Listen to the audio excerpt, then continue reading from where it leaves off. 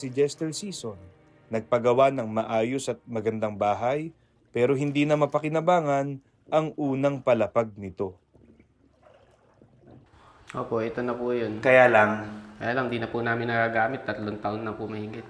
Kasi nga po ganyan yung sitwasyon namin dito. hindi ba ginastusan nyo rin to? Tapos maganda yung pagkakagawa niya. Opo, kompleto po ito. Nakatiles din po yung ilalim nito. Kung mapapansin niyo po, tingnan niyo po ngayon, putik na. Wala na. Nangangamba rin si Jester, hindi lang para sa kalusugan ng kanyang pamilya, kundi maging para sa kanilang kaligtasan. Ang problema lang po kasi namin dito, lalo po pagka ganyan, baka po mamaya may pumasok na ahas sa loob, hindi po namin alam. Lalo pag gagawin, tutulog po kami. Lalo po yung mga nakaraan dito, alam ko, dami nilang nakuwang sawaw . Ito rin ang pangamba ni Nestor Nabong at ng mga residente sa lugar. Yung misis ko may sakit yan . Halimbawa, sinumpong na nandito ka sa lugar na ito, ay mamamatay ka rito ng walang rescue . Dahil gusto mo mang sumakay, wala kang masasakyan. Ayun ang sistema rito. Isipin niyo ako nga, 2 taon na ngayon, hindi ko nakikita lupa. Dahil sa kagagawa nila. At ang isa pang malaki nilang problema, ang basura. Dahil sa baha, hindi na sila mapasok ng garbage truck. Doon kami yumaman sa basura at sa tubig. Kaya sa halip na makatulong, para kay Edmundo de Leon, lalo lang pinalala ng proyekto ang kanilang sitwasyon. Sayang lang ako, pera na nagkaroon ng harang hindi tapos. Pakinabang ho doon. Flood lang at nakasama pa nga . Walang control.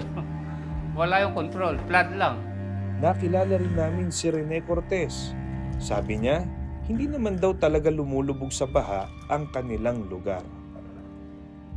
Nung maliit po kami, nakakapag-tumbling pa po kami dito sa Bukirin. Kung kailan nga nagkaroon ng flood control tsaka naman lalong sumama ang karanasan namin dito, lalong lumaha ang pagbaha. Na dumating na sa puntong hindi na namin makita yung lupa dito sa paligid namin. Hindi niyo ba naisipang umalis? Kung sa naisipan ang problema, wala naman talaga kaming malilipatan.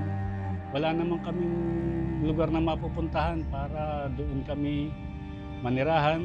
Mahirap din namang magsimula ka ng bago na pupunta ka sa lugar na hindi mo naman kabisado yung lugar. Para sa tulad niya na may sakit sa puso ang asawa, dagdag kalbaryo ang pagharap sa baha araw-araw. Dapat maalwan kami. Wala kaming ibang iisipin. Makakapagtrabaho ko, makakapaghanap buhay ako, makakapamuhay kami ng maayos.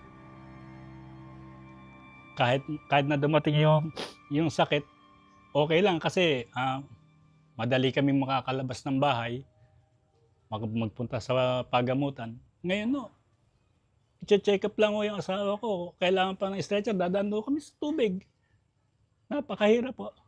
At galit talaga, hindi naman namin dapat maranasan yung ganyang mga sitwasyon.